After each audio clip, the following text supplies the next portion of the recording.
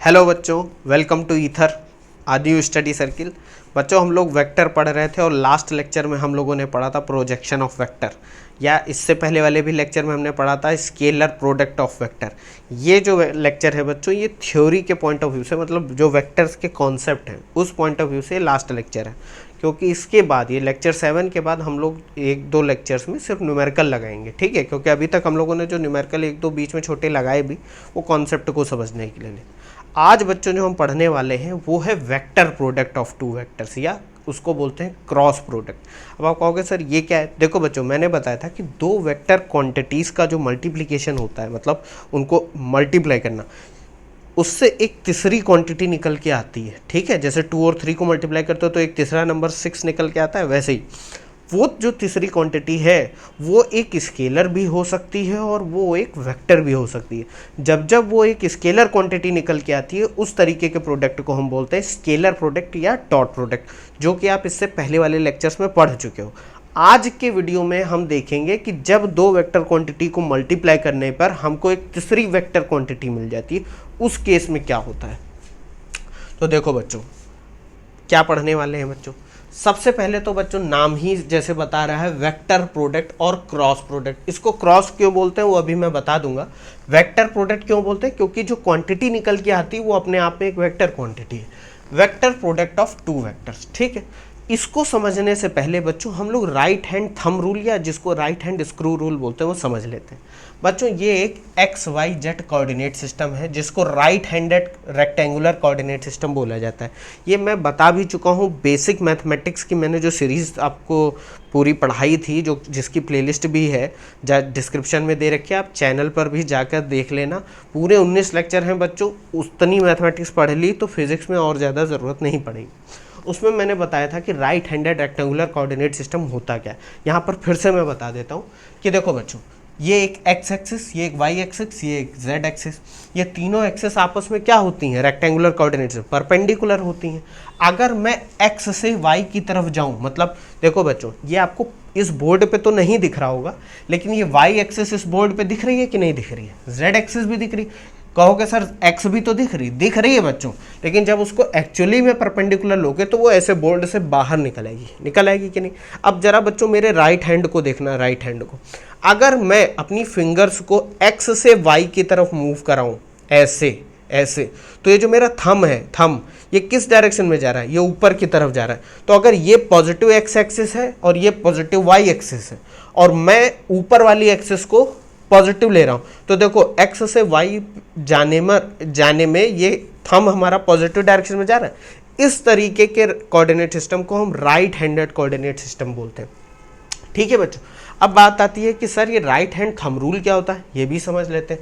इस फिगर पे आओ, ये NCERT से मैंने उठाया है, कुछ एक्स्ट्रा कुछ नहीं है इसमें। देखो XYZ एक्सिस है, ओ हमारा ओरिजिन है। अब ये एक हाथ है, ये किसी का हाथ है, ठीक है। मैं अपने हाथ से तुमको दिखाता हूँ कि कैसे हम पता लगाएंगे कि राइट हैंड थंब रूल कैसे काम करता है। देखो मैं यहाँ से हाथ लाया अपना, जैसे इस बंदे का हाथ है, ये एक्स एक्सिस की डायरेक्शन में मेरी उंगलियाँ हैं। अब मैं इसे टर्न कर रहा हूँ, किधर की तरफ ले जा रहा हूँ? वाई एक्सिस की तरफ। तो देखो मेरा ये जो थंब है ये किस डायरेक्शन में जा रहा है? Z की डायरेक्शन में जा रहा है। और ये मेरी उंगलियां किस डायरेक्शन में मूव कर रही हैं? X से Y की तरफ, यानी एंटी क्लॉकवाइज। ऊपर से जब देखोगे ऐसे ऐसे, देखो मेरे हाथ को देखना ऐसे, ये बंदे का हाथ देखो ऐसे ही तो है, ये X है, X से Y की तरफ। तो ऊपर से देखने पे तुमको एंटी क्लॉकवाइज डायरेक्शन में दिखेगा। मतलब अगर एक घड़ी को मैं ऐसे लेटा दूं तो घड़ी की जो सुइयां होंगी वो ऐसे क्लॉकवाइज घूमेंगी, इस डायरेक्शन ऐसे ऐसे, और एंटी क्लॉकवाइज का मतलब अपोजिट डायरेक्शन, यानी क्लॉक के अपोजिट डायरेक्शन। तो जब मैं उंगलियों को एक्स से वाई की तरफ लेके जा रहा हूं तो मेरा थंब पॉजिटिव जेड डायरेक्शन में जा रहा है। इसको बोलते हैं राइट हैंड थंब रूल, जिससे हम ये पता लगाते हैं कि अगर दो एक्सिस को मिलाया जाए, एक्स और वाई को मिलाना मतलब उनमें जो रिलेशन पता चले डायरेक्शन का, तो हमको तीसरी एक्सिस कहाँ से मिलेगी, मतलब तीसरी परपेंडिकुलर एक्सिस कैसे मिलेगी? तो तीसरी परपेंडिकुलर एक्सिस ऐसे मिलेगी। अब बच्चों आपका यहाँ पर एक क्वेश्चन होना चाहिए कि सर अभी तो चलो एक्स और वाई ऐसे, अगर क्या मैं ऐसे एक्स और वाई को ले सकता हूँ, मतलब वाई को इधर ले लूँ, एक्स को इधर ले लूँ? तो मैं कहूँगा बिल्कुल ले सकते हो। अब इस डायरेक्शन में देखो, आप ये भी कह सकते हो कि सर इस डायरेक्शन में तो y नेगेटिव हो जाएगा, x तो जिसमें है उसमें रहेगा। ऐसा कुछ ज़रूरी नहीं है बच्चों।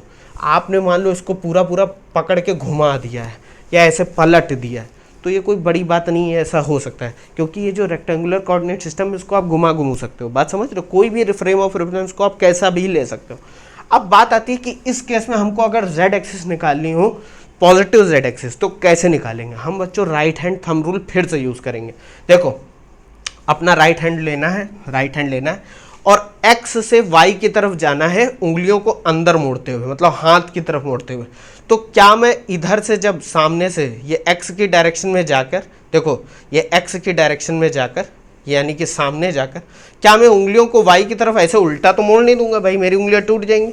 मैं क्या करूँ, अगर मैं इसको उल्टा घुमा दूँ, ऐसे हाथ को नीचे कर दूँ, तब मैं कर सकता हूँ। ये x डायरेक्शन है, x से y की तरफ क्लॉकवाइज डायरेक्शन में, क्लॉकवाइज।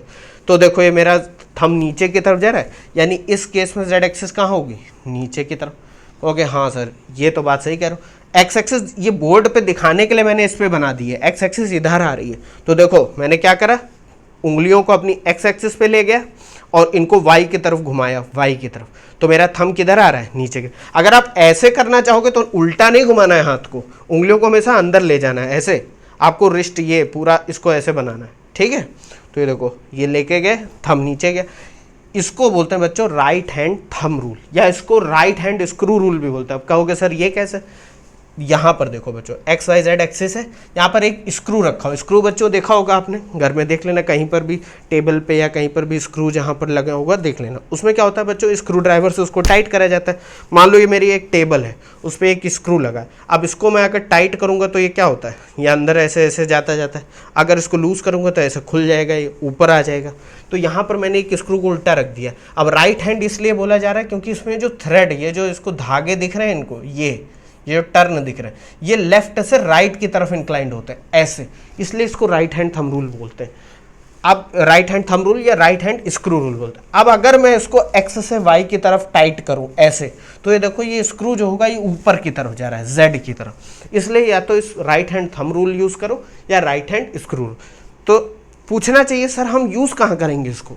वहां यूज करोगे जहां आपको एक्स और वाई की दो डायरेक्शन दे दी जाए कि भाई एक्स इधर है वाई इधर है, और जेड पता लगाना हो, यानी तीसरी डायरेक्शन पता लगानी हो, ठीक है, जो कि इन दोनों के परपेंडिकुलर हो, एक्स के भी और वाई के भी। तो आप क्या यूज करोगे, राइट हैंड स्क्रू रूल या राइट हैंड थंब रूल।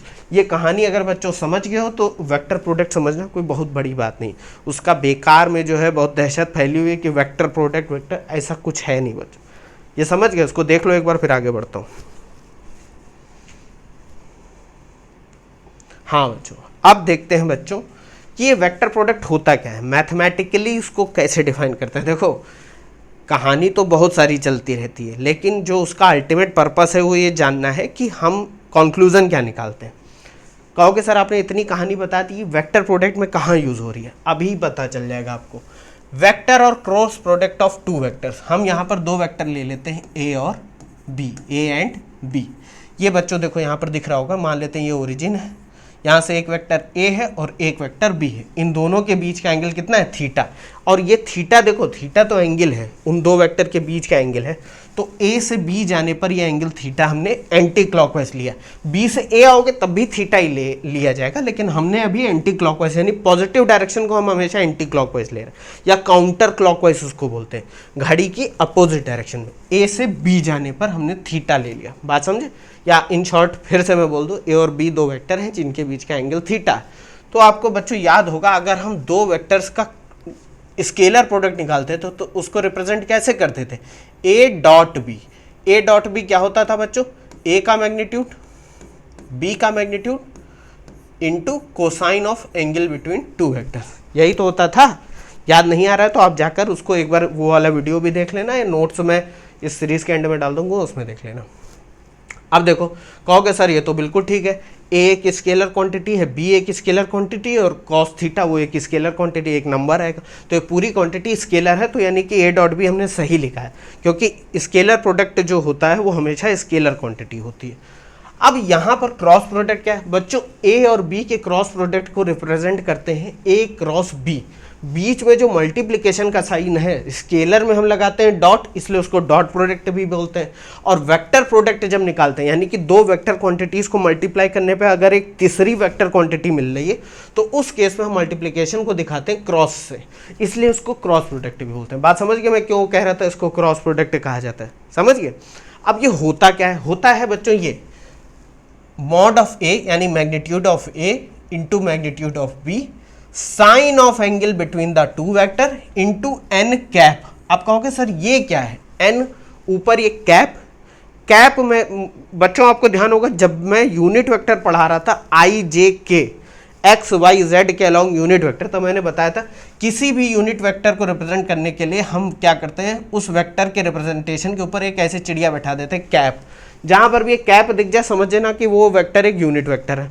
तो यहां तक तो आप कह दोगे कि सर बिल्कुल सही, ए बी साइन थीटा इतना तो हमको समझ में आ गया। यहां पर हम डॉट प्रोडक्ट में कॉस ले लेते हैं, इसमें हम साइन ले लेते हैं, लेकिन ये एन कैप का क्या रोल है वो बच्चों बहुत इंपॉर्टेंट है। पहले हम ए बी साइन थीटा को समझ लेते हैं बच्चों।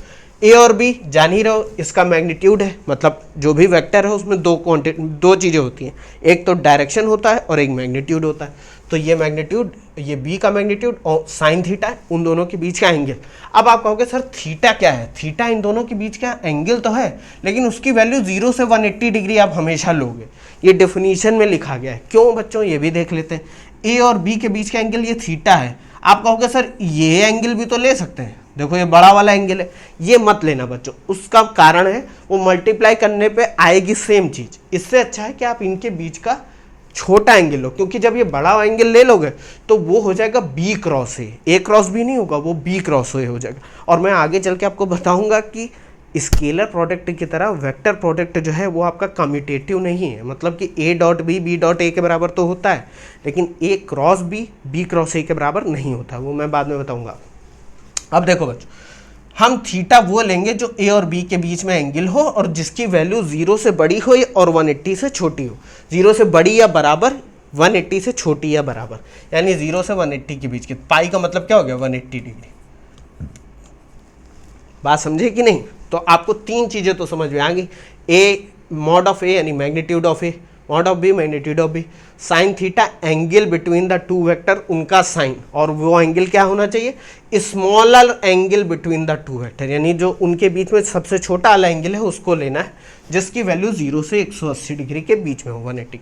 आप कहोगे सर ये एन कैप क्या है। बच्चों देखो, एक प्रिंसिपल ऑफ होमोजेनिटी मैंने पढ़ाया था, आप सबके साथ पढ़ा था डायमेंशनल एनालिसिस में, और ये हर जगह है कि इक्वल टू के इस साइड या उस साइड जो दो क्वांटिटी होती है, यानी एलएचएस में लेफ्ट हैंड साइड और राइट हैंड साइड, वो दोनों सेम क्वांटिटी होनी चाहिए। सेम इन द सेंस उनका नेचर सेम होना चाहिए। अब अगर मैं कह रहा हूं ए क्रॉस बी, इन दो वेक्टर को अगर हम क्रॉस प्रोडक्ट ले रहे हैं तो ये जो क्वांटिटी निकल के आएगी ये एक वेक्टर क्वांटिटी होगी। तो अभी तक तो हमने जितना डिस्कस करा है वो तो वेक्टर आया ही नहीं, वो कहीं वेक्टर क्वांटिटी है, क्योंकि मॉड ऑफ ए वो एक स्केलर क्वांटिटी, वो तो एक नंबर है पर्टिकुलर। मॉड ऑफ बी यानी मैग्नीट्यूड ऑफ बी वो भी एक नंबर है, साइन थीटा भी एक नंबर। तो डायरेक्शन कहाँ से आया, तो मैंने बच्चों यूनिट वेक्टर जब पढ़ाया था तो बताया था किसी भी क्वांटिटी में अगर आपको डायरेक्शन जोड़नी हो तो जिस डायरेक्शन को आपको जोड़ना है उस डायरेक्शन का यूनिट वेक्टर उसमें चिपका दो। तो देखो ये तो हो गया स्केलर, यानी कि ये हो गया मैग्नीट्यूड, और ये एन कैप क्या है, ये है हमारी डायरेक्शन। आप कहोगे सर ये कौन सी डायरेक्शन है, तो वेक्टर क्वांटिटी क्या आएगी ये देखते हैं बच्चों। अब मैं पूरी डेफिनेशन पढ़ने वाला हूं, एक बार अंग्रेजी में फिर हिंदी में समझाऊंगा, सुनना। The vector product of two quantities such as A and B, the vector product of two vectors A and B is defined as multiplication of magnitude of a and b into sine of angle between the two vectors into a unit vector perpendicular to both the vectors, यानी कि एक ऐसा vector जो a और b दोनों से perpendicular direction में हो। आप कहोगे सर यानी कि अगर हम दो क्वांटिटीज, दो वेक्टर क्वांटिटीज का क्रॉस प्रोडक्ट लें तो जो तीसरा वेक्टर मिलता है वो इन दोनों वेक्टर से परपेंडिकुलर होता है डायरेक्शन में। तो मैं कहूँगा बिल्कुल सही बात, आप समझ गए हो। अगर ए और बी इस प्लेन में है, मैंने एक चीज़ और बताई थी जब मैं वेक्टर पढ़ा रहा था कि दो वेक्टर क्वांटिटीज हमेशा कोप्लेनर होंगे। अगर कोई दो वेक्टर है, दो वेक्टर क्वांटिटी को छोड़ दो, कोई दो वेक्टर है तो हमेशा कोप्लेनर, एक ही प्लेन में लाई करेंगे। उससे ज़्यादा है तो वो हो सकता है कुछ और नॉन कोप्लेनर हो। दो वेक्टर हमेशा कोप्लेनर यानी एक ही प्लेन में लाई करेंगे। तो ए और बी का प्लेन मान लेते हैं ये है, ये प्लेन है, इसमें ए और बी दोनों आ रहे हैं जिनके बीच का एंगल थीटा है। तो मैं कहूँगा इनका क्रॉस प्रोडक्ट लो, तो कहोगे सर हाँ लेते हैं।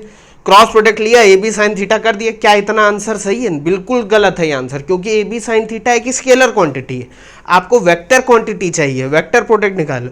तो कहोगे sir A B sine theta इसका एक ऐसा वेक्टर आएगा, ए और बी का वेक्टर प्रोडक्ट एक ऐसा वेक्टर होगा जिसका मैग्नीट्यूड होगा ए बी साइन थीटा और उसकी डायरेक्शन होगी ए और बी के प्लेन से परपेंडिकुलर। ये देखो एन कैप एक यूनिट वेक्टर है जो कि ए और बी के प्लेन से परपेंडिकुलर है। ये आप समझ गए होगे, वरना मैं अभी और समझाऊंगा आपको। आप कहोगे सर ये तो समझ गए, लेकिन आपने राइट हैंड थंब रूल क्यों समझाया था? इसी के लिए समझाया था। देखो बच्चों, ए क्रॉस बी, हमको ए और बी का वेक्टर प्रोडक्ट लेना है जिसमें पहला कौन सा वेक्टर आ रहा है? ए।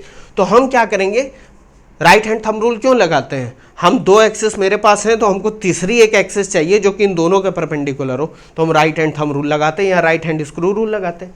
अगर मैं ए से बी की तरफ जाऊं, अब देखो आप तो कहोगे सर ये तो इधर आ रहा है प्लेन के बाहर। ऐसा नहीं है बच्चों, ये जो है ये मैंने एक प्लेन में ले रखा है, एक प्लेन में, मतलब ये ए है ये बी है, ऐसा समझो। ये मेरा हाथ है, ये ए इधर जा रहा है आपकी तरफ आ रहा है और ये बी है, मान लो इन दोनों के बीच का एंगल थीटा है। तो अगर मैं ए से बी की तरफ जाऊं, ए से बी तक एंटी क्लॉकवाइज डायरेक्शन में, इसीलिए मैं कह रहा था इसको एंटी क्लॉकवाइज डायरेक्शन में लो, क्योंकि जो पहली क्वांटिटी है, पहली क्वांटिटी हमको उससे दूसरी क्वांटिटी की तरफ जाना है, ए से बी की तरफ।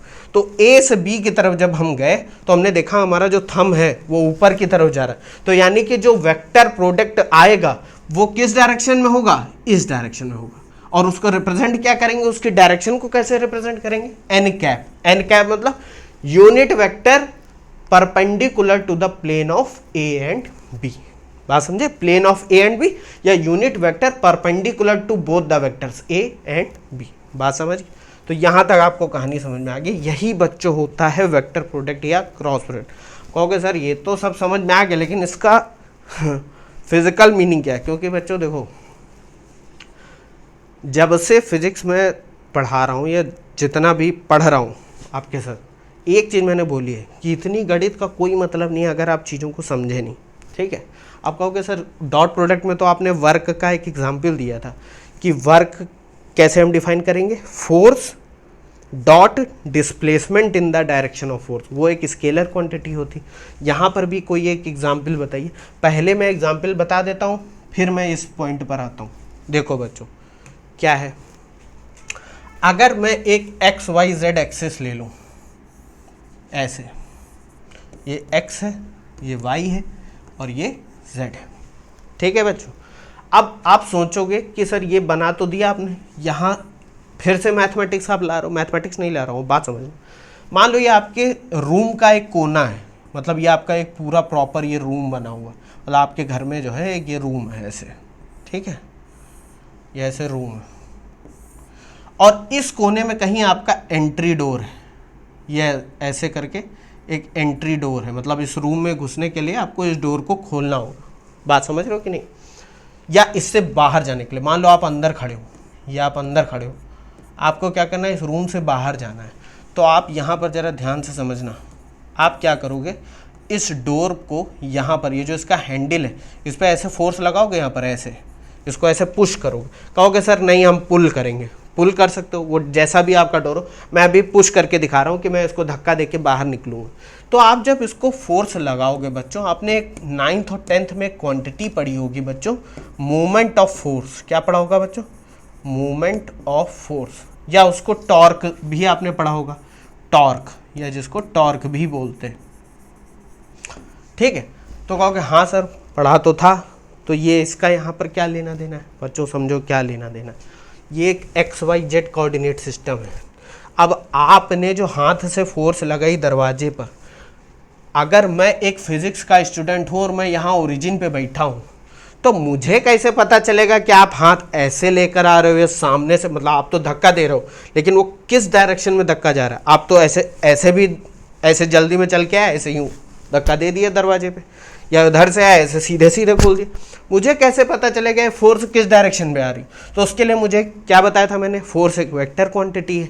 तो उसके लिए मुझे क्या चाहिए, उसके लिए मुझे चाहिए मैग्नीट्यूड और डायरेक्शन। डायरेक्शन के लिए हम एक्स वाई जेड का यूज़ करेंगे कि मतलब ये भैया ये जो फोर्स आ रही है, अगर इस डायरेक्शन में आपने, ये दरवाज़ा है मेरा और मैंने ऐसे ऐसे फोर्स लगाई, तो ये देखो एक्स में इतना यूनिट गए, वाई में इतना, और मेरी हाइट अगर इतनी है तो जेड में इतना गए। तो ये देखो ये फोर्स की डायरेक्शन। तो मैं कह दूंगा कि फोर्स की लाइन ऑफ एक्शन क्या है, फोर्स की लाइन ऑफ एक्शन ये है, मैंने ऐसे दिखा दी। अब मैं कहूँगा कि मूवमेंट ऑफ फोर्स, बच्चों आपने पढ़ रखा है, मूवमेंट ऑफ फोर्स होता क्या है, force into perpendicular distance between the point and the line of action. मतलब अगर ये एक पॉइंट है जिसके अबाउट आपको मूवमेंट ऑफ फोर्स निकालना है और आपकी फोर्स इस डायरेक्शन में, तो इससे इस पर परपेंडिकुलर डाल दो। ये अगर डिस्टेंस डी है तो मूवमेंट ऑफ फोर्स क्या हो जाता था, F into D, movement of force यही तो होता था बच्चों, एफ इंटू डी। अब कहोगे सर ये तो स्केलर क्वांटिटी यहाँ से दिख रही है। बच्चों वही तो गलत है, ये स्केलर क्वांटिटी यहाँ नहीं है। अब बच्चों दरवाज़ा देखो, दरवाजे को, डोर को तुम पुश भी कर सकते हो, पुल भी कर सकते हो। यहाँ पर क्लॉकवाइज भी घूम सकता है, एंटी क्लॉकवाइज भी घूम सकता है यहाँ से निकलने में। तो आप कैसे जानोगे कि ये स्केलर है या वेक्टर है। इसलिए बच्चों फिजिक्स में हम वेक्टर प्रोडक्ट पढ़ते हैं, जिसमें ये बताया गया कि टॉर्क जो होती है, टॉर्क वो एक वेक्टर क्वांटिटी होती है, टाउ, उसको टाउ से रिप्रेजेंट करते हैं, जो कि क्या होती है, जो कि आर क्रॉस एफ होती। कहोगे सर ये सब क्या बता रहे हो। देखो बच्चों ये यही लिखा हुआ है, एफ इंटू डिस्टेंस, जिसको मूवमेंट आर में भी बोलते थे, याद करो। कहोगे सर वो तो ठीक है, लेकिन ये आर क्या है। अब मैं समझाता हूँ क्या है आर, अब आप सब समझ जाओगे कि वेक्टर प्रोडक्ट का अगर आपको कोई एग्जांपल देना हो तो कैसे बताओगे। वेक्टर प्रोडक्ट का एग्जांपल है टॉर्क। टॉर्क मतलब टॉर्क में दो वेक्टर क्वांटिटीज होती हैं, एक होता है पोजीशन वेक्टर और एक होता है हमारा फोर्स। फोर्स भी एक वेक्टर है। कहोगे सर ये कैसे हुआ। देखो बच्चों अगर मान लेते हैं ये हमारी है, क्या है, ये है एक्स एक्सिस, ये है हमारी वाई एक्सिस और ये जेड एक्सिस, ठीक। अब मैं ये कहता हूँ कि फोर्स मान लेते हैं हमारी एक्स वाई प्लेन में ही है, मतलब इसी प्लेन, ये हमारी फोर्स जा रही, ये मान लेते हैं एफ। अब मुझे नहीं पता कि इस फोर्स का ओरिजिन से कितनी दूरी है, परपेंडिकुलर डिस्टेंस, लेकिन मैं यहाँ खड़ा हूँ, मैंने मान लो किसी तरह फोर्स वहाँ तक लगाई, किसी भी तरह लगाई, जाकर हाथ से लगे कैसे, मेरी पोजीशन का वेक्टर आपको पता है, पोजीशन वेक्टर यानी कि जितनी दूरी पर मैं हूँ और जिस डायरेक्शन में वो आपको पता है, वो है वेक्टर आर, और ये फोर्स इस डायरेक्शन में जा रही है, वेक्टर एफ। तो अब मैं कहूँगा कि भैया मूवमेंट ऑफ फोर्स क्या होगा, यानी कि जो मैंने दरवाजे पे मूवमेंट लगाया उसको खोलने के लिए वो क्या होगा। तो अगर मैं आपसे कहूँ ये गई फोर्स एफ, और मैंने एक चीज़ और आपको बताई थी कि कभी भी दो वेक्टर के बीच का एंगल लेना तो हमेशा टेल टू टेल कॉम्बिनेशन में लेना, यानी कि ये जो वेक्टर है ओ से मेरी तरफ का वेक्टर, यानी मेरी पोजीशन जो बता रहा है और मेरे हाथ से जो फोर्स जा रही है एफ, उसके बीच में अगर एंगल लेना हो तो हम क्या करेंगे, इसको खिसका कर आगे लाएंगे, क्योंकि टेल से टेल मिलानी, अभी तो हेड टू टेल मिला हुआ, इसको हम ऐसे लेके आए, ये है आर, और मैं कह दूं इनके बीच का एंगल थीटा। ये तो भाई पता चल ही सकता है क्योंकि एफ की डायरेक्शन पता और मेरी पोजीशन पता। ये नहीं भी पता होगा तो वो क्वेश्चन में दिया होगा। अब मैं कहूं कि मूवमेंट ऑफ फोर्स क्या होगा बच्चों, तो मूवमेंट ऑफ फोर्स होगा आर से एफ की तरफ अपनी थंब लेके जाओ और अपनी फिंगर्स लेके जाओ, तो ये जो थंब होगा परपेंडिकुलर डायरेक्शन। कहोगे सर ये तो बोर्ड से बाहर आ रहा है, बोर्ड से बाहर नहीं आ रहा है बच्चों, ये एफ और आर बोर्ड में है, मैंने दिखाने के लिए ऐसे बनाया, बोर्ड में मतलब ये बोर्ड के प्लेन में है। आर से एफ की तरफ गए तो ये थंब देखो ऊपर की तरफ जा रहा है, यानी कि जो मूवमेंट ऑफ फोर्स होगा वो किस डायरेक्शन में होगा, इस डायरेक्शन में, जिसको टॉर्क टाउ से रिप्रेजेंट करते हैं। इसकी यूनिट होती है न्यूटन इंटू मीटर, और इसको अगर सॉल्व करो तो कैसे करोगे, वेक्टर आर का मैग्नीट्यूड इंटू वेक्टर एफ का magnitude into sine of angle between two vector into N cap. अब कहोगे सर ये एन कैप क्या है, क्योंकि मूवमेंट ऑफ फोर्स एक वेक्टर क्वांटिटी है, ये एंटी क्लॉकवाइज भी दरवाजे को घुमा सकता है, क्लॉकवाइज भी घुमा सकता है, तो हमने देखो यहाँ पर क्या लिया, ये मोमेंट ऑफ फोर्स को एन कैप ये गया, आर और एफ दोनों के परपेंडिकुलर है, वो दिख नहीं रहा है, वो यहाँ से समझेंगे हम, ये आर आया ये एफ आया, तो ये जो टॉर्क है वो ये है, बात समझे। इसको भी वेक्टर से रिप्रेजेंट करेंगे। ये देखो ये वेक्टर, हमेशा वेक्टर जरूर लगाना जब भी आप क्रॉस प्रोडक्ट रिप्रेजेंट करो, तो इधर जो दो क्वांटिटी हैं इधर भी वेक्टर जरूर लगाना। अब आप समझ गए होंगे थोड़ा थोड़ा कि हाँ भाई वेक्टर प्रोडक्ट का एग्जाम्पल होता है टॉर्क, जिसमें अगर हम एक फोर्स ले लें और फोर्स की लाइन ऑफ एक्शन पर कोई पॉइंट ले लें जिसका पोजीशन वेक्टर आर है, तो इन दोनों का अगर हम क्रॉस प्रोडक्ट ले लें तो हमको एक तीसरा वेक्टर मिल जाएगा जो आर और एफ के परपेंडिकुलर होगा। और ये वेक्टर क्या दिखाएगा बच्चों, ये वेक्टर हमको रोटेशन दिखाएगा कि कैसा रोटेशन हो रहा है। अब आप कहोगे कि सर रोटेशन तो ऐसे हो रहा है, या तो एंटी क्लॉकवाइज हो रहा है या क्लॉकवाइज हो रहा है, बात समझ रहे हो कि नहीं भाई। आपकी जगह मैं होता तो ये जरूर पूछता कि रोटेशन या तो ऐसे हो रहा है या ऐसे हो रहा है, तो ये उसमें डायरेक्शन ऊपर और नीचे कैसे जा रही है। देखो बच्चों यहाँ पर बच्चों थोड़ा दिमाग लगाना चाहिए आपको, क्योंकि आपके लेवल पे अगर ये क्यूरियोसिटी नहीं जनरेट हो रही है तो आपको और बढ़ना चाहिए। इसलिए नहीं कि आप रटते रहो, इसलिए क्योंकि आपके दिमाग में ऐसे क्वेश्चन जनरेट, मेरे दिमाग में आते थे। देखो कैसे कि जब हम कहते हैं कि नॉर्थ की तरफ जाना है, ये मान लो नॉर्थ है, तो हम डायरेक्शन भी ऐसे दिखा देते हैं, साउथ की तरफ जाना है तो साउथ की तरफ जाना है। लेकिन भैया कोई चीज़ ऐसे रोटेट हो रही है तो उसकी तो डायरेक्शन हर पॉइंट पे चेंज हो रही है। देखो ये चेंज हो रही है कि नहीं हो रही है, हर पॉइंट पे चेंज हो रही है। तब हम कैसे कह रहे हैं कि ये रोटेशन की डायरेक्शन या तो ऊपर की तरफ है नीचे की तरफ, बात समझो। इसलिए कह रहे हैं बच्चों क्योंकि रोटेशन अपने आप में एक तीसरी क्वांटिटी है, जिसको फिजिक्स में रोटेशन नाम की इस पूरे यूनिवर्स में कोई चीज़ नहीं होती। कहोगे सर ये क्या बोल रहे हो, बिल्कुल सही बोलो। आप खुद समझो, अगर आप एक सर्किल भी ड्रॉ करते हो तो ये सर्किल आपको क्या लग रहा है, गोल ही गोल है। इसमें अगर इसको जूम करते जाओगे तो हर एक पॉइंट के बीच में एक स्ट्रेट लाइन होगी, उसी को आप जोड़ते चले गए हो और एक सर्किल बन गया कि नहीं। इसीलिए रोटेशन नाम की कोई चीज़ नहीं होती। आप यहाँ से चले और अपनी डायरेक्शन बदल दी, फिर इधर आए, फिर डायरेक्शन बदल दी, फिर डायरेक्शन, और आपने देखा कि आपने एक पूरा एक ऐसे रिवॉल्व कर लिया, रोटेट हो गया। तो आप कहोगे कि सर ये बात तो सही, फिजिक्स में इस चीज़ को दिखाने के लिए हम इतनी कॉम्प्लिकेट नहीं करेंगे कि हर पॉइंट पे डायरेक्शन चेंज होगा। हमने क्या कह दिया कि ये एक रोटेशन है जिसको हम दिखाएंगे, किस डायरेक्शन से दिखाएंगे, अगर हम अपनी फिंगर्स को रोटेट कराएं और थंब हमारा जिस डायरेक्शन में जा रहा होगा उस डायरेक्शन में रोटेशन होगा। इस पॉइंट के अबाउट अगर हम इस वाली डायरेक्शन में रोटेट करें तो देखो जरा, फिंगर को रोटेट कराओ एंटी क्लॉकवाइज, ये थंब ऊपर की तरफ जा रहा है तो यानी कि ये रोटेशन हो गया एन कैप ऊपर की तरफ, ये हो गई रोटेशन की डायरेक्शन। अब यहाँ पर आ जाओ, यहाँ पर अगर हम इस पॉइंट के अबाउट ऐसे रोटेट कर रहे हैं, ऐसे इस तरीके से, तो फिंगर्स को अब उल्टा तो घुमा नहीं दूंगा मैं क्या करूँगा, हाथ को नीचे कर दूंगा और इसको ऐसे क्लॉकवाइज घुमाऊंगा। तो देखो थंब मेरा नीचे की तरफ जा रहा है, मैं कह दूंगा कि रोटेशन डाउनवर्ड डायरेक्शन, ये रोटेशन की डायरेक्शन है। बात समझे कि नहीं। इसीलिए मैंने ये बताया कि टॉर्क या मोमेंट ऑफ फोर्स उसकी जो डायरेक्शन होगी, क्योंकि टॉर्क एक वेक्टर क्वांटिटी है, जैसे फोर्स एक वेक्टर क्वांटिटी होती है, टॉर्क या मोमेंट ऑफ फोर्स भी एक वेक्टर क्वांटिटी।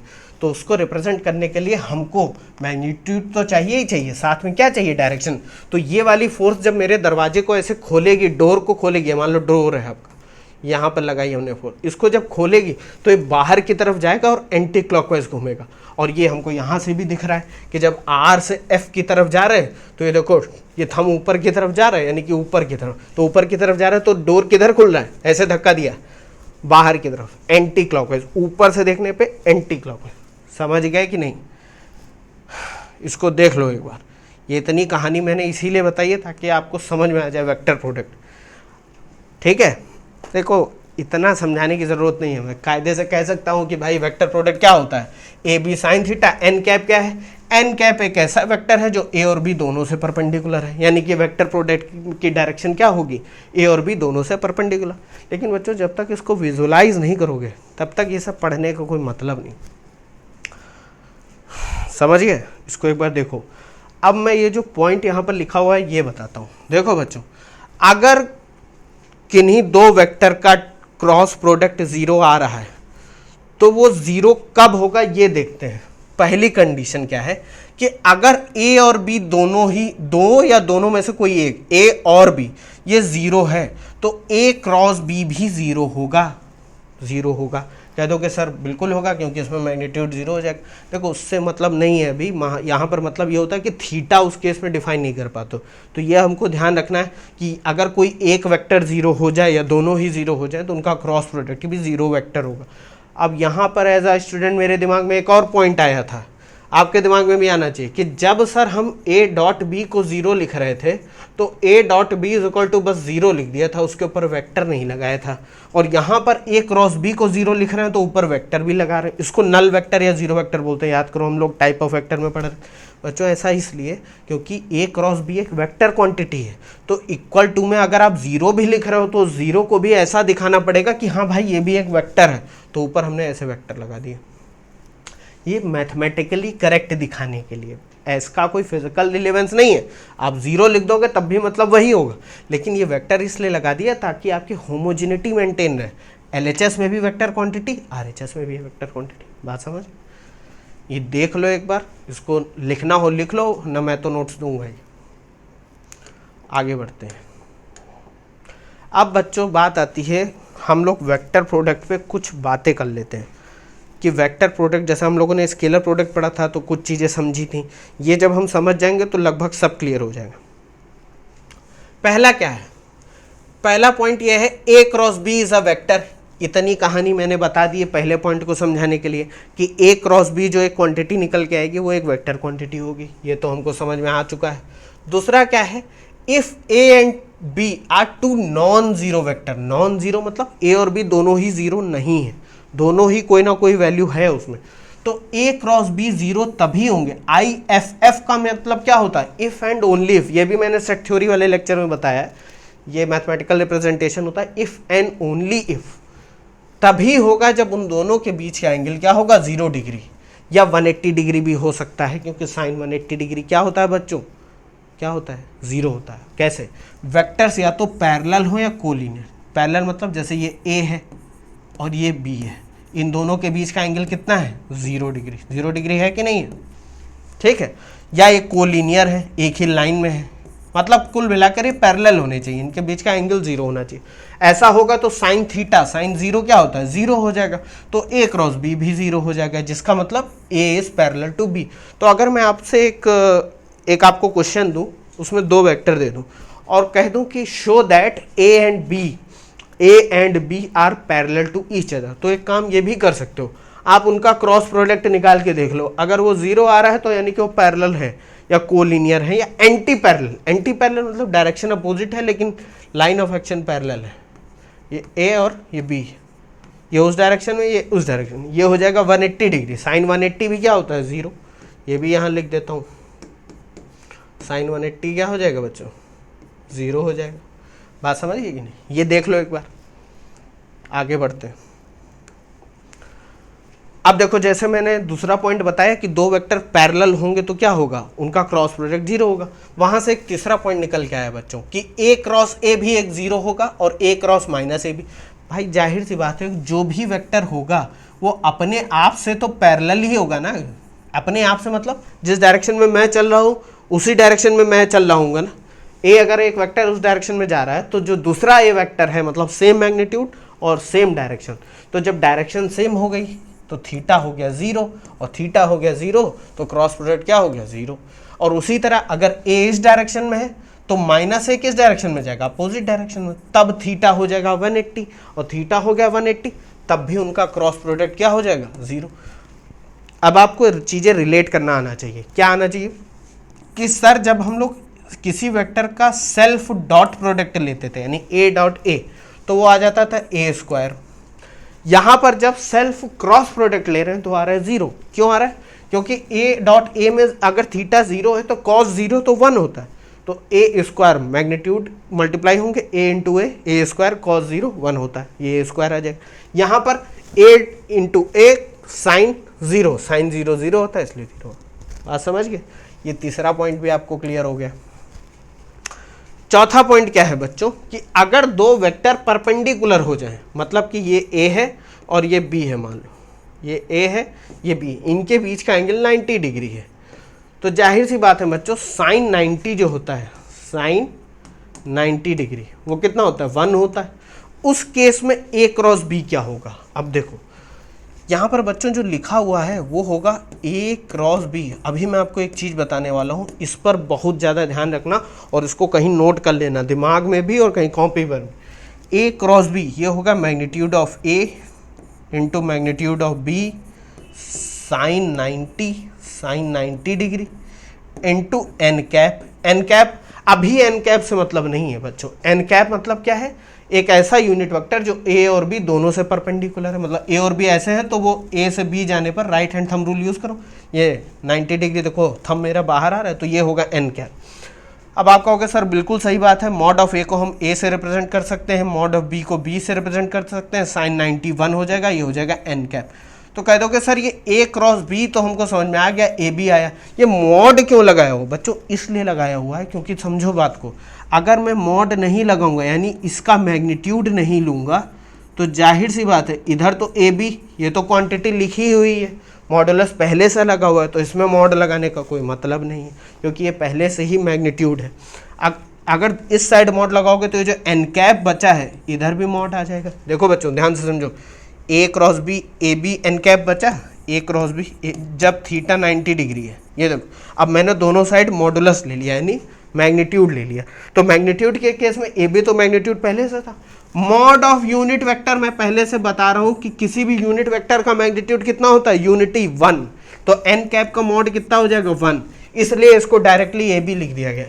यानी कि दो वेक्टर के क्रॉस प्रोडक्ट का मैग्नीट्यूड कितना होता है, उन दोनों वेक्टर का scalar multiplication a into B. नहीं समझो तो उसको देखो, मैं बताऊंगा नहीं बार बार, ये मैंने पहले भी बताया था कि यूनिट वेक्टर का मैग्नीट्यूड कितना होता है 1।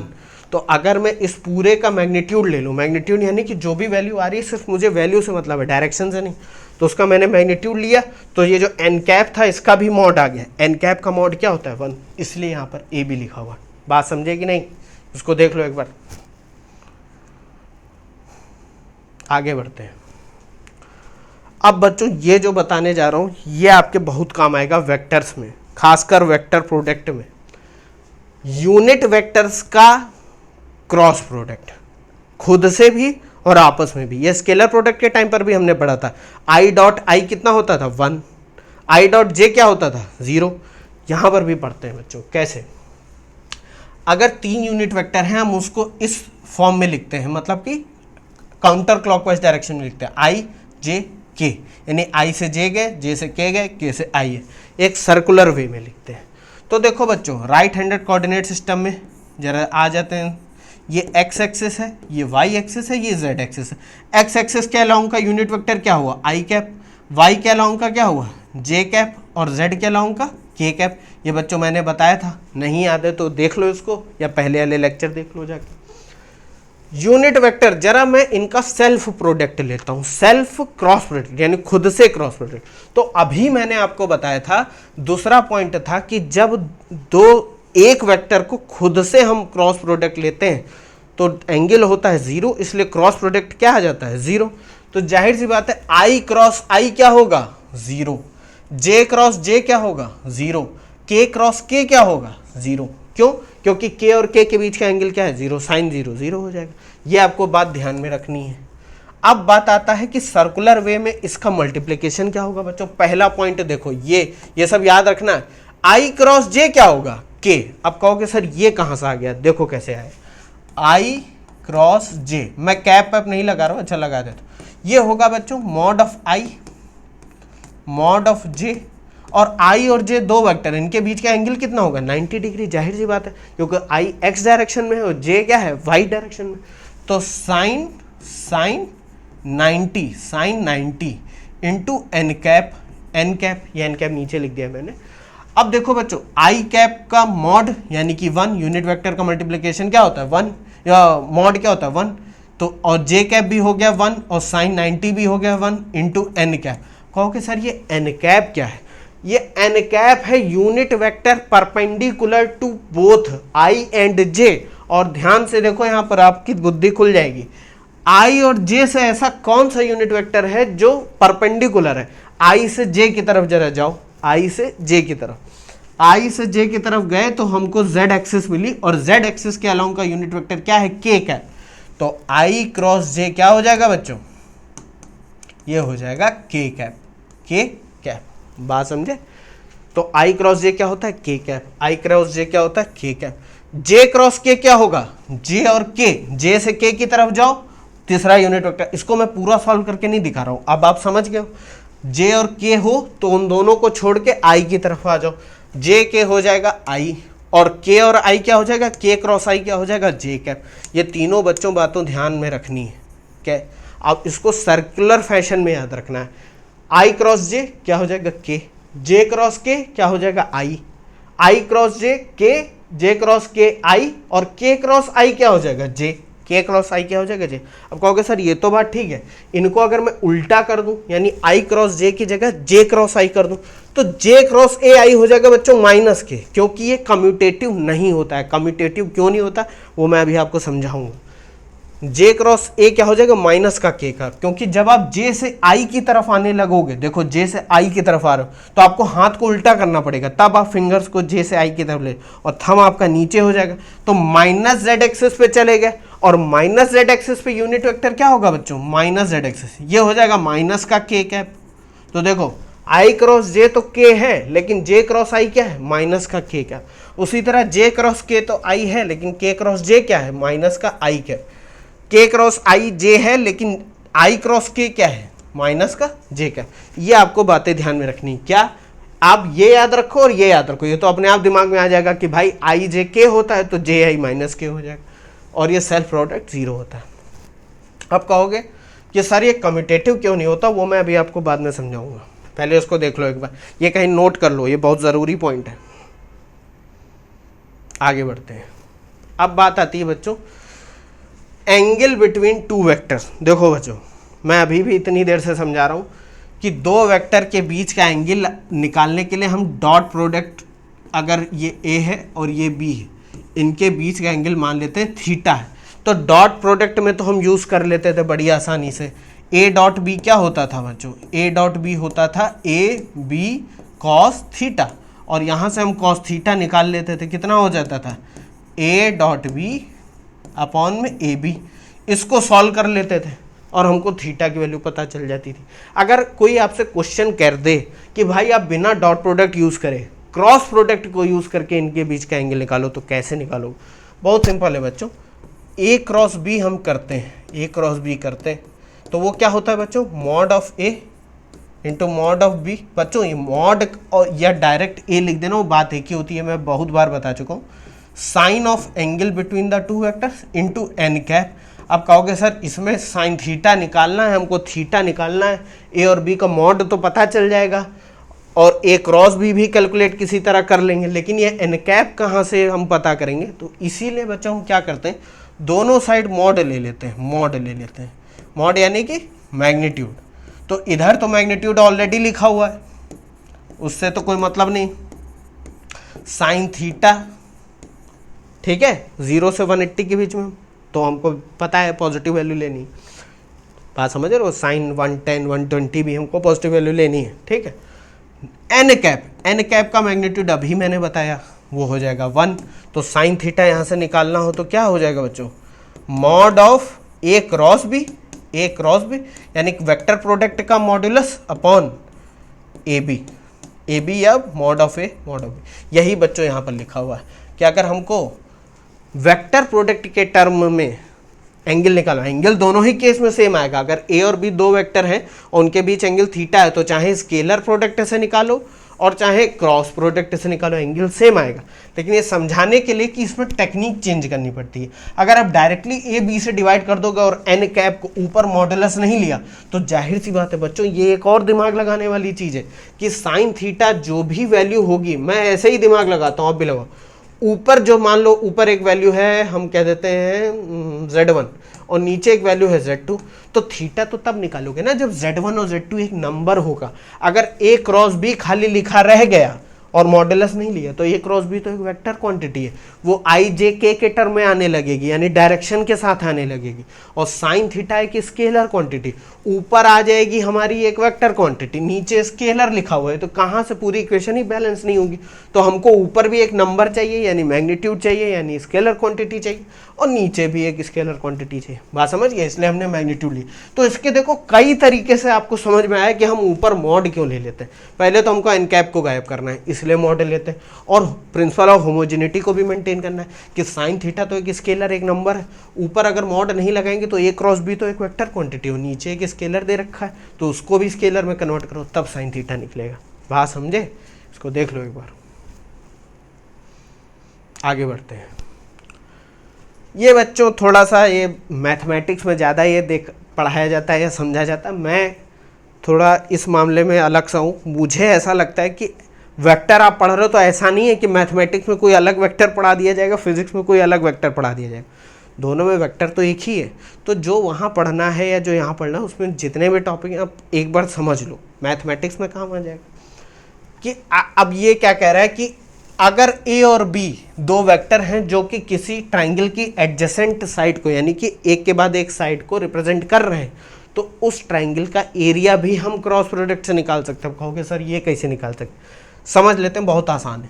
ए बी सी एक ट्राइंगल है, ए बी को रिप्रेजेंट कर रहा है वेक्टर बी, क्या रिप्रेजेंट कर रहा है, वेक्टर बी, और ए सी को रिप्रेजेंट कर रहा है vector A, vector A B को रिप्रेजेंट कर रहा है वेक्टर बी और ए सी को रिप्रेजेंट कर रहा है वेक्टर ए। तो इसका हमको एरिया निकालना है, और ये भी दे रखा है कि वेक्टर बी और ए के बीच का एंगल कितना है, थीटा। इसका प्रूफ देख लेते हैं बच्चों। एरिया ऑफ ट्रायंगल को ए से रिप्रेजेंट करते हैं, वो क्या होता है, हाफ बेस, बेस यानी कि ए बी। अब देखो बच्चों, हम एरिया निकालना है, एरिया एक स्केलर क्वांटिटी, हमको इसकी डायरेक्शन से कोई लेना देना नहीं। ये जो बी के ऊपर वेक्टर और ए के ऊपर वेक्टर है, इससे हमको कोई लेना देना नहीं है। बात समझ रहे हो? तो हम ये लिख सकते हैं हाफ बेस, बेस यानी कि ए बी वेक्टर, ये लिख सकते हैं कि नहीं, देखो ए बी वेक्टर का मैग्नीट्यूड, ठीक है, ऐसे। और हाफ ए सी, ये भी ए सी भी बताऊंगा क्या होता है। हाफ बेस, ये क्या है आपका, ये है base, into height, into height. आप कहोगे सर हाइट तो इसकी सी डी है, बिल्कुल सही बात है, इसको लिख देते हैं इनटू हाइट सी डी। अब बच्चों यहाँ पर ध्यान से समझना, ये है हाइट आपकी, हाइट सी डी, ये परपेंडिकुलर पड़ा हुआ है इसमें। अब सी डी क्या है बच्चों, सी डी देखो क्या है, सी डी है ये वाली ए सी साइन थीटा। देखो बच्चों इस ट्राइंगल में, in triangle A C D, इसमें अगर साइन निकालो तो साइन क्या होगा, परपेंडिकुलर यानी C D upon hypotenuse A सी, ए सी तो सी डी क्या हो जाएगा, हाइपोटेन्यूज इंटू साइन थीटा, तो ए सी साइन थीटा। अब ए सी साइन थीटा, और बच्चों ए सी क्या है, ए सी एक वेक्टर है, ए सी की जो साइड है उसको एक वेक्टर क्वांटिटी दिखा रही ए। अब कहोगे सर ये एक वेक्टर है, आप बात कर रहे हो लेंथ की, तो मैं कब कह रहा हूँ कि मैं इसकी डायरेक्शन भी लूँगा, इसकी डायरेक्शन ना लो आप क्या कर दो, इसको ए सी का मैग्नीट्यूड ले लो, यानी कि आप क्या करो, magnitude of A into sine theta. भाई मैग्नीट्यूड क्या मतलब क्या होता है कि हम उसमें सिर्फ स्केलर ले लें, डायरेक्शन से कोई मतलब नहीं। तो सी डी की वैल्यू हो गई वेक्टर ए का मॉड इंटू साइन थीटा, ये वैल्यू हम इसमें रख देंगे, ए बी वेक्टर का मॉड में रख देंगे बी, और सी डी की तरफ रख देंगे mod of A sine theta. तो ये क्या हो जाएगा बच्चों, A is equal to half vector B का mod into A sine theta. अब बच्चों एक चीज़ ध्यान से समझना, ये जो क्वांटिटी लिखी हुई है, ये क्या लिखा हुआ है, ये लिखा हुआ है, इसको अगर मैं रीअरेंज कर दूं, ए ये हो जाएगा बी, ये हो जाएगा साइन थीटा। तो ये बच्चों लिखा हुआ है ए क्रॉस बी का मॉड, लिखा हुआ है कि नहीं, देखो ए क्रॉस बी क्या होता है, mod of A mod of B sine theta N cap, और मॉड ले लिया यानी कि मैग्नीट्यूड ले लिया, तो एन कैप की वैल्यू 1 हो गई। तो ये पूरी क्वांटिटी क्या लिखी हुई है, magnitude of A cross B. तो ट्राइंगल का एरिया क्या हो जाएगा, हाफ ए क्रॉस बी, जहाँ ए और बी उस ट्राइंगल की साइड्स को रिप्रेजेंट कर रहे हैं, किन्हीं दो साइड्स को। कहोगे सर आपने इसको रीअरेंज कर लिया, यानी बी की तरफ ए ले गए और ए की तरफ बी ले गए। लेकिन आपने पहले ही बात में बोल दिया था जब आप लेक्चर चालू कर रहे थे कि ए क्रॉस बी और बी क्रॉस ए सेम नहीं होते, बिल्कुल सही बात है।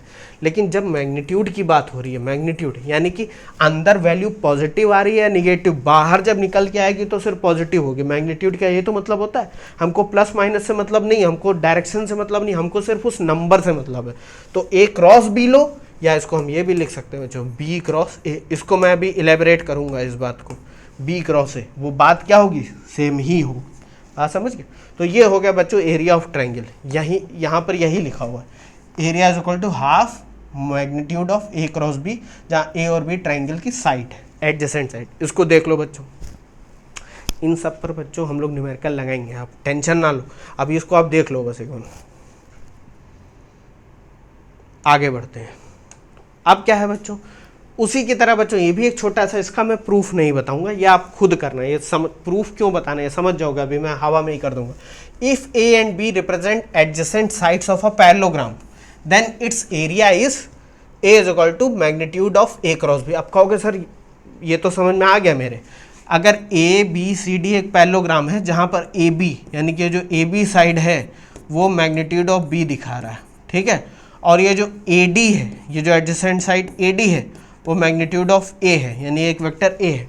तो इसका बच्चों आपको याद होगा इसका एरिया क्या होता है पैरेललोग्राम का, पैरेललोग्राम का एरिया होता है बेस इनटू हाइट, यही तो होता है कि नहीं? बेस है आपका, मैं कर ही देता हूँ, बेस है AB और हाइट क्या है बच्चों, हाइट है E इंटू डी, यही तो है ED। और इस ट्राइंगल में आ जाओ जरा, जैसे वह अभी मैंने करा था, ED क्या हो जाएगा, ED हो जाएगा magnitude of A sine theta, हो जाएगा कि नहीं हो जाएगा? देखो ये होगा AD साइन थीटा, रेजोल्यूशन आता है ना, मैंने कंपोनेंट में तोड़ना बताया था। तो इस ट्रायंगल में अगर हम साइन थीटा लें तो sine theta perpendicular upon hypotenuse, जैसे अभी करा था इससे पहले, तो परपेंडिकुलर क्या हो जाएगा, sine theta into hypotenuse, sine theta into hypotenuse क्या है, मैग्नीट्यूड ऑफ A। तो ये हो गया, इन AB और ED की वैल्यू रख दो, तो AB है मॉड ऑफ B और ED क्या है, mod of A sine theta. ये क्या लिखा हुआ है बच्चों, ये लिखा हुआ है magnitude of A cross B, यही तो लिखा हुआ है, वही यहाँ पर लिखा हुआ है कि अगर पैरेललोग्राम का एरिया निकालना हो तो उनकी साइड्स अगर वेक्टर के फॉर्म में दे रखी हैं तो हमको बस कुछ नहीं करना है, क्रॉस प्रोडक्ट निकालना है और उसका मैग्नीट्यूड ले लें। अब बच्चों अगर मैग्नीट्यूड नहीं लोगे तो एरिया भी एक वेक्टर क्वांटिटी आ जाएगी, और एरिया वेक्टर क्वांटिटी अभी तक तो हमको यही पता है कि एरिया भी एक स्केलर है। ठीक है बच्चों, इसको देख लो, आगे बढ़ते हैं। एरिया स्केलर होता है ये अभी तक पता है, आगे बहुत कुछ पढ़ेंगे जिसमें एरिया को भी वेक्टर ले लेंगे। हाँ, ये बच्चों ध्यान से एक बार देख लो, अगर कोई आपसे एक क्वेश्चन पूछ दे कि भैया हमको ए और बी दो वेक्टर पता है, तुमको एक डायरेक्शन बतानी है जो ए और बी दोनों से परपेंडिकुलर हो, या मैं सीधे सीधे भाषा में कहूँ एक यूनिट वेक्टर जो ए और बी दोनों के परपेंडिकुलर हो, तो ये तो क्रॉस प्रोडक्ट की डिफिनीशन से ही आप बता दोगे। कैसे? Unit vector perpendicular to both A and B. A cross B क्या होता है बच्चों, ए क्रॉस बी होता है mod of A mod of B sine theta N cap, जहां एन कैप क्या है, ए और बी दोनों से परपेंडिकुलर है। अगर ये ए है ये बी है तो एन कैप ये होगा, इन दोनों के परपेंडिकुलर होगा कि नहीं, इनके बीच का एंगल थीटा है। ये मत कहना सर 90 डिग्री दिख रहा है, वो सब नहीं, वो थीटा मान। ठीक है, अब अभी मैं इतनी देर से बता रहा हूँ ये क्या लिखा हुआ है, अगर मैं दोनों तरफ मॉड ले लूँ तो ये लिखा हुआ है A cross B, A cross B. अब एन कैप निकाल लो, ये डिनोमिनेटर में ले जाओ, A cross B upon mod of A cross B. और बच्चों इस इक्वेशन को विजुलाइज करने की भी कोशिश करो। मैंने बताया था किसी भी वेक्टर क्वांटिटी का यूनिट वेक्टर निकालना हो, जैसे कि उसकी डायरेक्शन निकालनी हो, मान लो कोई वेक्टर ए है तो इसका यूनिट वेक्टर ए कैप क्या होगा, ए कैप होगा unit vector vector upon magnitude of unit vector, sorry vector upon magnitude of vector. तो उसी तरह ए क्रॉस बी एक ऐसा वेक्टर है जो ए बी दोनों के परपेंडिकुलर है, और हमको वही चाहिए उस परपेंडिकुलर डायरेक्शन में यूनिट वेक्टर। तो मैंने ए क्रॉस बी ले लिया, अपॉन में ए क्रॉस बी का मैग्नीट्यूड ले लिया। ए क्रॉस बी एक तीसरा वेक्टर है जो कि इस डायरेक्शन में, तो यहाँ पर देखो मैंने डिराइव करके भी दिखा दिया कि ये आया कहाँ से। बात समझ गए कि नहीं, ये भी देख लो एक बार। आगे बढ़ते हैं, scalar triple product of three vector. बच्चों ये देखो फिजिक्स में का पार्ट आपके इस लेवल पे नहीं है, मैथमेटिक्स में, लेकिन मैं आपको बता देता हूँ स्केलर ट्रिपल प्रोडक्ट क्या होता है। बच्चों आप कहोगे ये क्या है सर, अभी बताता हूँ। मान लो एक आपके पास पैरेललोपाइप्ड है, पैरेललोपाइप्ड मतलब एक क्यूबॉइड है आपके पास, एक क्यूबॉइड है, और इसकी जो तीन साइडें हैं यानी लेंथ, ब्रेड्थ और हाइट, उसको तीन वेक्टर दिखा रहे हैं, ए बी और सी, मतलब ए बी और सी, ये अभी हम मान लेते हैं। तो इन तीन वेक्टर का स्केलर ट्रिपल प्रोडक्ट होता है एक, जिसको डिफाइन करते हैं ए डॉट बी क्रॉस सी से, यानी कि आप बी क्रॉस सी लो और उसका डॉट प्रोडक्ट ले लो ए के साथ। अब आप कहोगे सर ये करते क्यों हैं, इसका एक फिजिकल सिग्निफिकेंस है।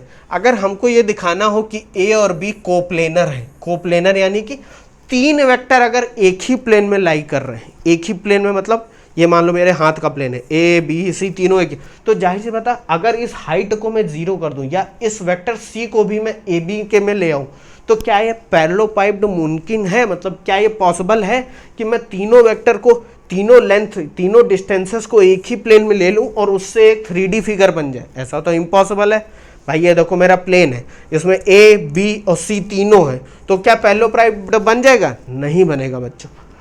ये पैरेललोपाइप्ड, ये क्वांटिटी दिखाती है वॉल्यूम ऑफ पैरेललोपाइप्ड। ये स्केलर ट्रिपल प्रोडक्ट क्यों बोला जाता है? क्योंकि जब इसको हम सॉल्व करते हैं तो एक स्केलर क्वांटिटी निकल के आती है। इसका फिजिकल सिग्निफिकेंस क्या है? It represent volume of parallelepiped having sides A B and C, जैसे यहाँ दिख रहा है। तो अब बहुत सिंपल सी बात है, अगर हमको प्रूव करना हो कि ये कोप्लेनर हैं, तो हमको सिंपल से ये बोल देना है कि भैया हम इन तीनों वेक्टर्स का स्केलर ट्रिपल प्रोडक्ट निकालते हैं, यानी कि वॉल्यूम निकाल के देखते हैं। अगर वॉल्यूम जीरो आ रहा है तो इसका मतलब कि ये तीनों कोप्लेनर है, क्योंकि वॉल्यूम तभी जीरो आएगा जब सी इन्हीं के प्लेन में लाई करेगा, यानी थर्ड डायरेक्शन में नहीं जा रहा है, क्योंकि जब तक वो थर्ड डायरेक्शन में नहीं जाएगा ये 3D स्ट्रक्चर पॉसिबल ही नहीं। तो अगर आपको ध्यान रखना हो तो क्या रखना होगा कि if A B and C are coplanar then A dot B cross C is zero. और ये क्यों होता है ये देखो मैंने यहाँ लिख भी दिया है, क्यों होता है। बी क्रॉस सी जाहिर सी बात है एक वेक्टर होगा इस परपेंडिकुलर टू ए, वो ए के परपेंडिकुलर हो जाएगा। देखो बात बिल्कुल समझ में आनी चाहिए। बात क्या समझ में आनी चाहिए कि अगर A dot B cross C zero है तो दो वेक्टर का डॉट प्रोडक्ट जीरो कब होता है? ये बी क्रॉस सी अपने आप में एक वेक्टर क्वांटिटी है क्योंकि ये क्रॉस प्रोडक्ट है, और ए भी एक वेक्टर क्वांटिटी। इन दोनों का स्केलर प्रोडक्ट जीरो कब आएगा? जब उन दोनों के बीच का एंगल क्या हो? 90 डिग्री। वही यहाँ पर लिखा हुआ है, बात समझे। एक बी क्रॉस सी जब आप निकालोगे तो एक वेक्टर आएगा जो क्या होगा, बी क्रॉस सी परपेंडिकुलर हो जाएगा ए के परपेंडिकुलर, वो सब एक ही प्लेन में आ जाएंगे, इसलिए वो कोप्लेनर कहला दिया जाए। इसको आप देख लो, ये समझ जाओगे। अगर ये बच्चों ध्यान, इसको कुछ रटने की ज़रूरत नहीं है, बहुत सिंपल सी चीज़ है कि स्केलर ट्रिपल प्रोडक्ट क्या होता है? तीन वेक्टर का ए डॉट बी क्रॉस सी, जहाँ ये वैल्यू दिखाती है वॉल्यूम ऑफ क्यूबॉइड या पैरेललोपाइप्ड। अगर ये वॉल्यूम जीरो हो जाए तो हम ये कह सकते हैं कि ए बी सी कोप्लेनर है। तो इनडायरेक्ट वे में अगर आपसे कोई क्वेश्चन पूछे कि तीन वेक्टर ए बी सी हैं, बताओ कि वो कोप्लेनर होंगे कि नहीं, तो हम ये वैल्यू निकालेंगे। अगर जीरो आ रही है तो वो कोप्लेनर। हाँ समझ गया, इसको देख लो एक बार। आगे बढ़ते हैं। देखो मैं लगातार बताता चला जा रहा हूँ बच्चों, आप पॉज करके इसको देख लेना। होता क्या है कि अगर मैं बीच में अभी कुछ इधर उधर की बातें करने लगूँ तो आपका फ्लो मोनोटोनस नहीं होना चाहता हूँ मैं, लेकिन क्योंकि चीज़ें ऐसी चल रही हैं ना कि अगर मैं बीच में तोड़ दूंगा तो आप फिर कुछ ना कुछ भूल जाओगे। आप एक काम करना, अगर आप बहुत ज़्यादा देर तक किसी भी, जैसे मेरे जैसे जो लोग हैं जो बताते चले जा रहे हैं, अगर आप बोर हो जाया करो तो आप थोड़ी देर वीडियो पॉज कर दो, गाने आने सुन लो, कॉमेडी का कोई वीडियो देख लो, फिर आ जाओ, ठीक है। आप फिर से समझ जाओ उसको, क्योंकि ऐसे टॉपिक में मैं आपको डिस्ट्रैक्ट नहीं करना चाहता हूँ, इसलिए। बात समझे। ये देखो क्या है बच्चों, ये एक पॉइंट क्या लिखा हुआ है, ये बहुत इंपॉर्टेंट पॉइंट है बच्चों, ये याद रखना। अ स्केलर और अ वेक्टर, कोई भी स्केलर क्वांटिटी हो या वेक्टर क्वांटिटी हो, उसको किसी वेक्टर से डिवाइड नहीं करा जा सकता। ध्यान समझना बच्चों। मान लो कोई एक नंबर है, मान लो 2 है, अब हम कहते हैं 2 बाई वेक्टर ए निकालो, ये बच्चों पॉसिबल नहीं है। हम इस लेवल पे इसको पॉसिबल नहीं कर पाएंगे और किसी भी लेवल पे नहीं कर पाएंगे, क्योंकि ये मैथमेटिक्स के नियमों की ऐसी की तैसी कर दे रहा है। दो अलग अलग क्वांटिटीज़ को आप डिवाइड करे दे रहे हो। आप कहोगे सर ऐसा क्यों नहीं, मल्टीप्लाई तो कर ही लेते हैं हम लोग। नहीं होता है बच्चों, बात समझो। या मैं आपसे कह दूं कि एक वेक्टर क्वांटिटी है, उसको डिवाइड कर दो b से।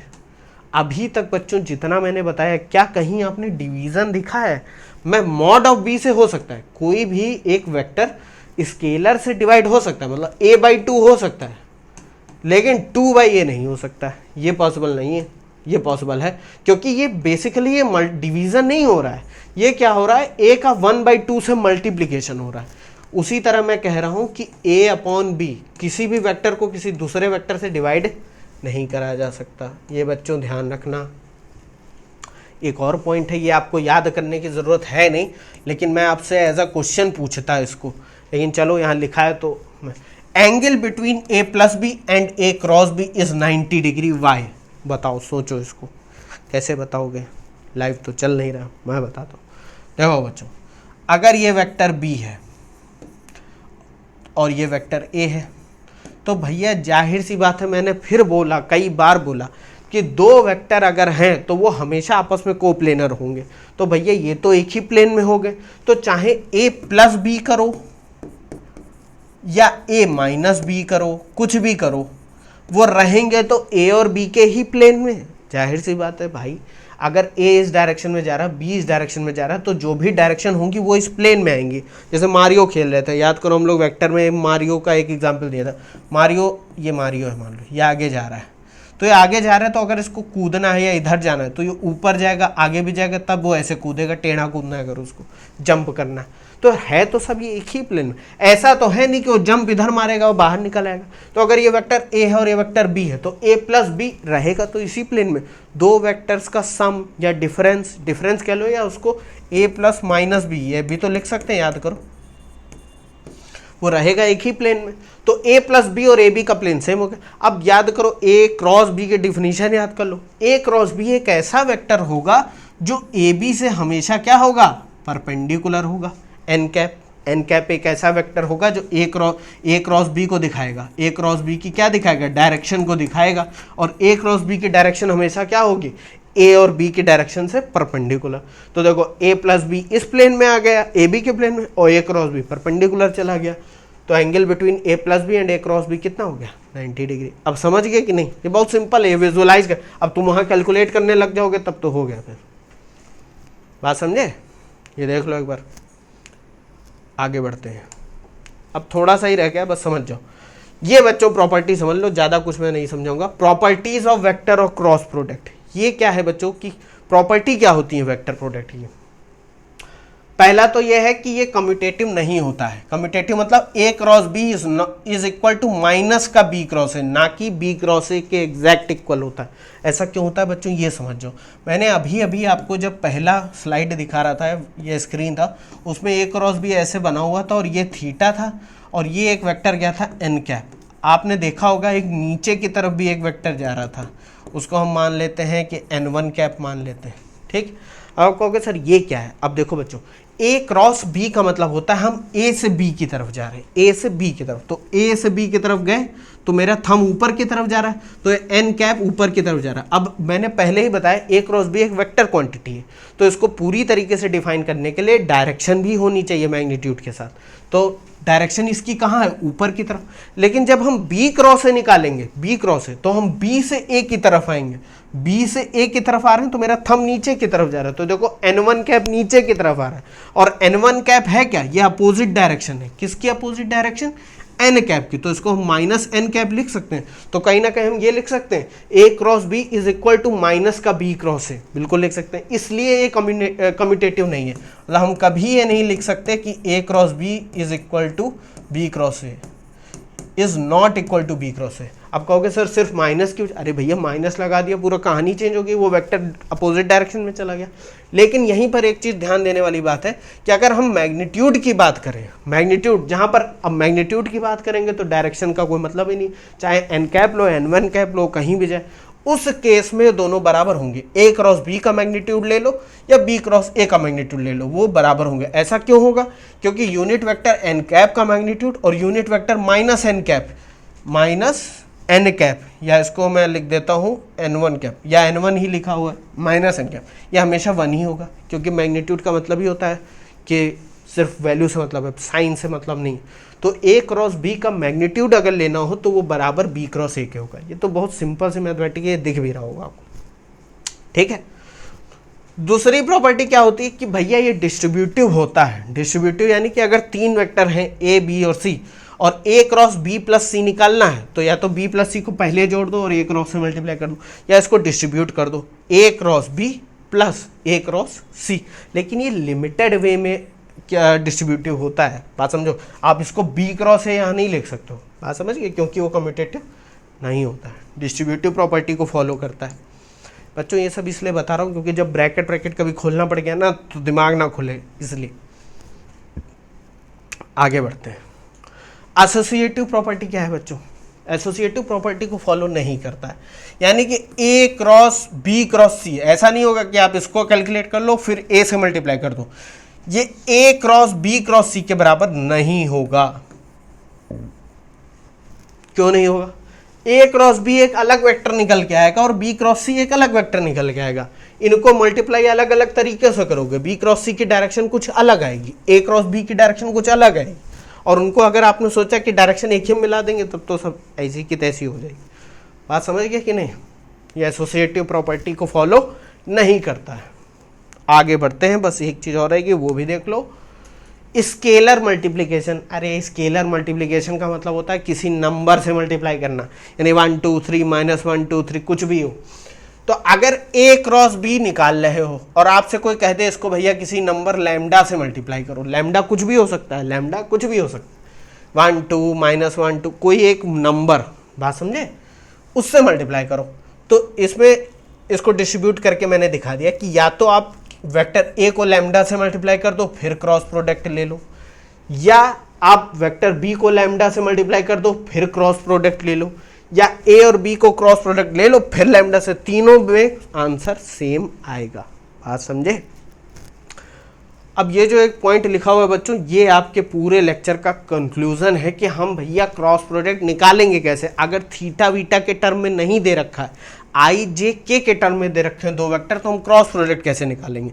इसको मैं बच्चों एक एग्जाम्पल दे के बताता हूँ। जैसे बच्चों अगर a एक वेक्टर है i प्लस जे प्लस के, मान लो एक ये वेक्टर है, और एक दूसरा वेक्टर है i प्लस जे माइनस के।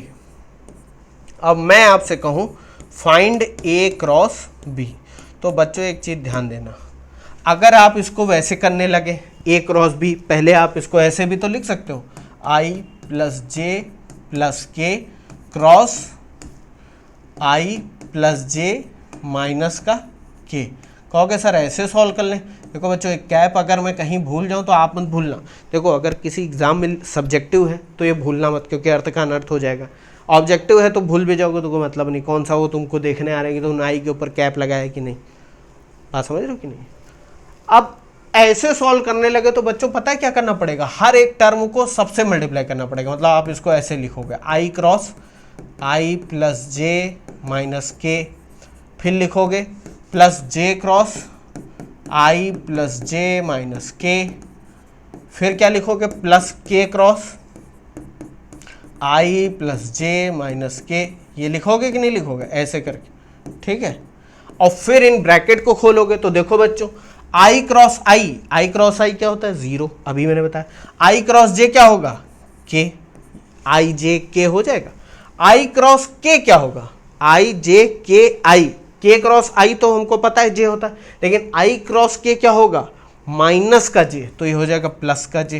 देखो मैं ऐसे सॉल्व करके बता सकता हूँ। प्लस ये वाले ब्रैकेट को खोलो, जे क्रॉस आई क्या होगा? आई और जे तो के होता है, आई क्रॉस जे क्या होता है? के, लेकिन जे क्रॉस आई क्या होगा? माइनस का के, क्या हो जाएगा? माइनस का के। जे क्रॉस जे क्या हो जाएगा? 0। जे क्रॉस के क्या होगा? आई जे के, तो जे क्रॉस के हो जाएगा आई माइनस का आई। आप नहीं समझ पा रहे हो तो इसको आप आराम से कॉपी पे खोल के देखना। मैं इसलिए जल्दी बता रहा हूँ क्योंकि जो रियल जिस मेथड को आपको यूज़ करना है डिटर्मिनेंट, वो मुझे जल्दी बताना है आपको। प्लस के क्रॉस आई, अब देखो आई जे के आई, के क्रॉस आई ये सर्किल में है तो के क्रॉस आई क्या हो जाएगा, जे कैप, जाहिर सी बात है। के क्रॉस जे, अब देखो आई जे के, तो जे क्रॉस के होता है आई, लेकिन के क्रॉस जे क्या हो जाएगा, माइनस का आई, और के क्रॉस के क्या होगा, वो तो जीरो हो जाएगा। अब इसको सॉल्व कर लो तो देखो ये के और ये के, ये क्या हो जाएगा, ये तो कट जाएगा, जे और जे 2j माइनस का आई 2i, तो ए क्रॉस बी क्या आ गया, ए क्रॉस बी आ गया, क्या आ गया बच्चों, 2j minus 2i, 2j minus 2i। ये सॉल्व कर लिया आपने। अब कहोगे सर इतना लंबा सॉल्व करेंगे तो बहुत टाइम लग जाएगा, इसलिए बच्चों मैंने डिटर्मिनेंट भी पढ़ाया था आपको मैथमेटिक्स में, क्योंकि अब वो यहाँ काम आने वाला है। ए क्या दे रखा है, ए है i प्लस जे प्लस के, और b क्या दे रखा है, b है i प्लस जे माइनस का के। अब बच्चों हम लगाएंगे डिटर्मिनेंट, a क्रॉस b को निकालने के लिए हम क्या करेंगे बच्चों, डिटर्मिनेंट यूज़ करेंगे। अब अगर आपने वो वीडियो नहीं देखा है तो बेसिक मैथमेटिक्स की प्लेलिस्ट में जाओ और डिटर्मिनेंट और मैट्रिक्स का चैप्टर देख लो, ऐसी मल्टीप्लिकेशन और चीज़ों को सॉल्व करने के लिए वो बहुत काम आता है। नहीं देखा तो यहाँ मैं बता दे रहा हूँ। देखो बच्चों सबसे पहले क्या करना है, आपके मल्टीप्लिकेशन में आई जे के तो आएंगे ही, तो इनको पहली वाली रो में इनको लिख लो आई जे के, और ऐसे लंबे से 2 लाइन खींच दी, ठीक है। अब ये जो पहला वाला वेक्टर है ए, उसके आई जे और के कोफिशिएंट को लिखना है, आई के नीचे आई वाला, जे के नीचे जे वाला, के नीचे के वाला। तो देखो ए में आई के साथ क्या लगा हुआ है, आई के साथ कुछ नहीं लगा हुआ, और जब कुछ नहीं लगा हुआ तो उसको हम 1 ले लेंगे। बात समझे कि नहीं, मान लो 2i होता तो 2 लिख देते, माइनस 2i होता तो माइनस 2 लिख देते। बात समझ गया। जे के साथ क्या लिखा हुआ है, कुछ नहीं, तो ये 1 हो गया। के साथ भी क्या है, 1 है। और बी वाले में आ जाओ, बी वाले वेक्टर में आई के साथ क्या लिखा है, 1, जे के साथ क्या लिखा है 1, और के साथ क्या लिखा है -1। यानी कि ये जो लाइन है ये ए को दिखाएगी और ये वाली लाइन क्या दिखाएगी, बी को। बात समझे। और आई और जे को ऐसे ले लें। अब बच्चों हमको एक बहुत सिंपल से डिटर्मिनेंट की मैथमेटिक्स लगानी है। हम क्या करेंगे, आई को ऐसे लिखेंगे, आई ब्रैकेट में आई वाली कॉलम को और इसको आई वाली रो को छुपा देंगे, तो बचेगा क्या, 1 1 1 -1। इसमें हम क्रॉस मल्टीप्लिकेशन कर देंगे बच्चों, तो 1 का 1 से करो -1, और बीच में माइनस लिख देंगे, माइनस का 1 क्रॉस 1 तो ये 1 हो जाएगा। देखो बच्चों आई वाले कॉलम को छुपा दो और आई वाली रो को छुपा दो, तो बचा क्या, 1 1 1 -1। इन दोनों को मल्टीप्लाई करो, माइनस इन दोनों को मल्टीप्लाई करो, वही मैंने करा।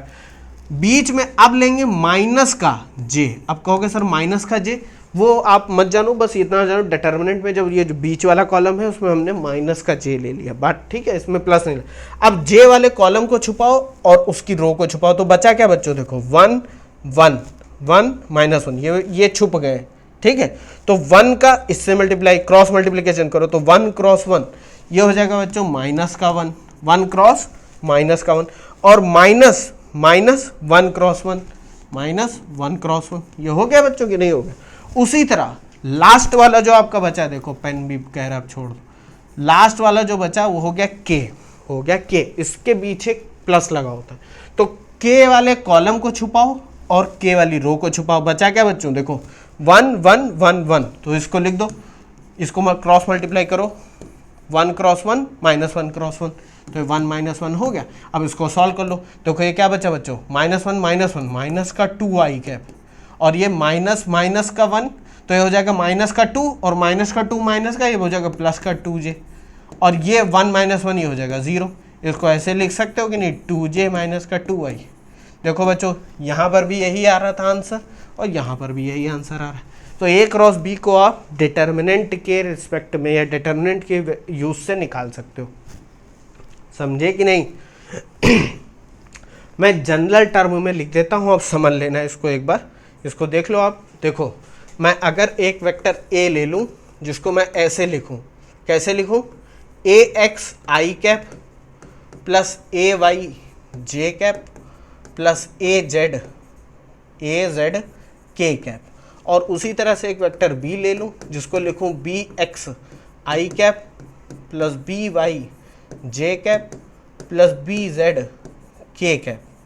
अब बच्चों ए क्रॉस बी को मैं डायरेक्ट लिख देता हूँ, यहाँ पर समझ लो, कैसे, आई जे के पहले ऐसे लिख लेना है, फिर इनके कोफिशिएंट, ए में देखो आई का क्या कोफिशिएंट है, ए एक्स, जे का क्या है, ए वाई, और के का क्या है, ए जेड। उसी तरह बी में क्या है, B X, B Y, B Z. और मैं इसको यहाँ पर लिख भी देता हूँ ताकि आप नेक्स्ट टाइम जब क्वेश्चन लगाओ तो कंफ्यूज ना हो कि मैंने मल्टीप्लाई कैसे करा। देखो पहले आई ले लो, ब्रैकेट लिख दो, आई वाले कॉलम को आई वाली रो को छुपा दो, तो ये क्या बचा, A Y B Z minus, बीच में माइनस हमेशा लगेगा, A Y B Z minus B Y A Z. बस ये ध्यान रखना है जिस भी एलिमेंट को लो उसके कॉलम को छोड़ देना है, ठीक है। माइनस का जे ब्रैकेट पे, जे वाले कॉलम को छुपाओ और जे वाली रो को छुपाओ, तो ये बचा A X B Z minus B X A Z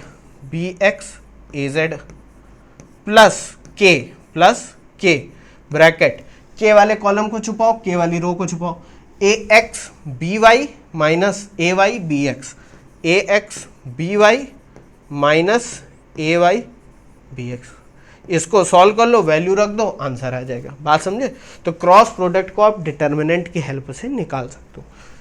इसको लिख लो, देख लो एक बार, समझ गए होगे, बहुत आसान है। ठीक है बच्चों, तो देखो बच्चों वेक्टर हम लोगों ने पूरा पढ़ लिया है, सब समझ गए हो गया आप लोग। नेक्स्ट वीडियो में हम न्यूमेरिकल लगाएंगे, एक दो बातें जो रह गई वो मैं न्यूमेरिकल के बीच में ही आपको समझा दूंगा।